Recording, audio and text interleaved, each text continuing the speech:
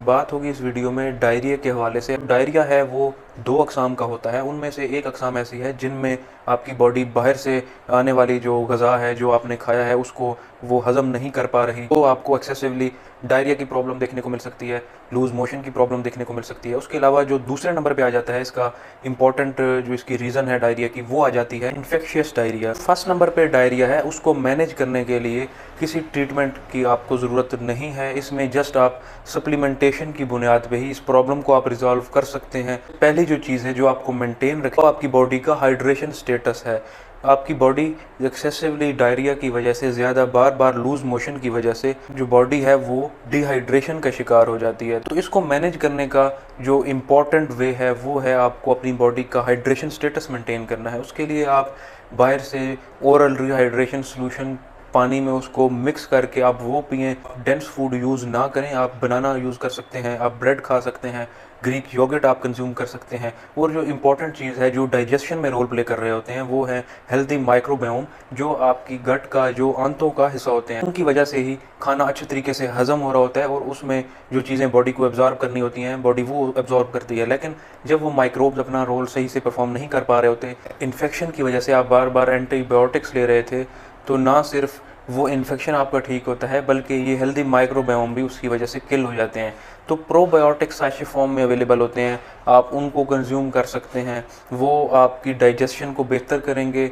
जो watery diarrhoea, loose motion का आपका प्रॉब्लम था, उसको ठीक करने में भी वो काफ़ी हेल्पफुल साबित हो रहे होते हैं।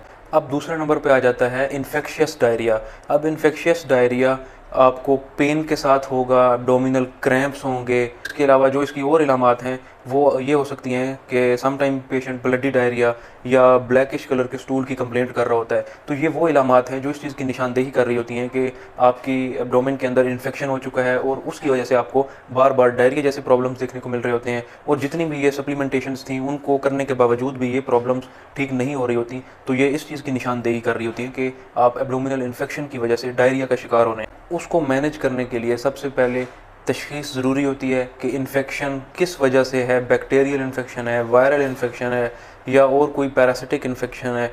उसके लिए कुछ इन्वेस्टिगेशंस भी दरकार होती हैं और कुछ फ़ैसला इलामात की बुनियाद पे भी किया जा रहा होता है। जैसे पेशेंट को मेडिकेशन दी जाती है उस इन्फेक्शन को ट्रीट करने के लिए, और उसके साथ और इस केस में भी जो मेन चीज़ है वो हाइड्रेशन स्टेटस को मेंटेन करना है।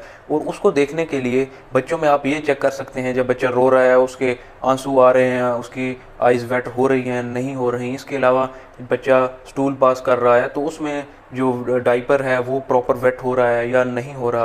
और इसके अलावा आप मुंह देख सकते हैं, अंदर से बच्चे का मुंह खुश्क हो चुका है या वो ठीक है, तो उस पे भी आप ये डिसाइड कर सकते हैं कि हाइड्रेशन स्टेटस किस लेवल का है। तो इसके अलावा जो और इम्पोर्टेंट साइन है वो आप स्किन से देख सकते हैं हाइड्रेशन स्टेटस। जब आप स्किन को इस तरह पिंच करेंगे या खींचेंगे तो उसके बाद जो स्किन अपनी वापस जगह पे जा रही होती है वो कुछ सेकेंड्स ज़्यादा ले जाती है।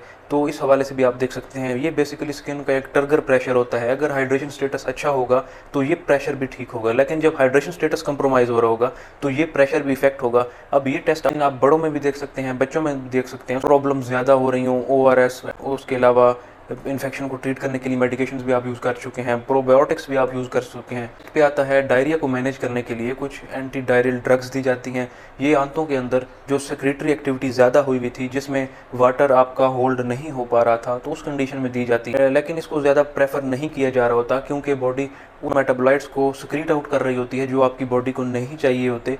तो अगर प्रॉब्लम ज़्यादा हो तो प्रेफर किए जा रहे होते हैं ये एंटी डायरियल ड्रग्स। तो इनमें लोपिरामाइड में सर फहरिस्त है। इसकी 4 से 6 कैप्सूल आप डेली ले सकते हैं। ज़्यादा लेना भी प्रॉब्लम का बायस बन सकता होता है। डायरिया को किसी सूरत आपको निगलेक्ट या इग्नोर नहीं करना चाहिए क्योंकि इसकी वजह से हाइड्रेशन स्टेटस आपका सही नहीं होगा। तो सबसे पहले जो ऑर्गन इफेक्ट हो रहे होते हैं वो गुर्दे होते हैं और ये इरिवर्सिबल डैमेज इनका हो सकता है। आप किडनी फेलियर की तरफ भी पेशेंट जा सकता है। अगर प्रॉब्लम रिजॉल्व ना हो रही हो तो हॉस्पिटल इमरजेंसी की तरफ ज़रूर जाना चाहिए क्योंकि बाज़ औक़ात डिहाइड्रेशन इस लेवल तक हो चुकी होती है कि ओरल सप्लीमेंटेशन से वो ठीक नहीं होती। उस कंडीशन में IV फ्लूइड्स देना बेहद ज़रूरी हो जाता है ताकि जो हाइड्रेशन स्टेटस है पेशेंट का वो दोबारा से बहाल किया जाए।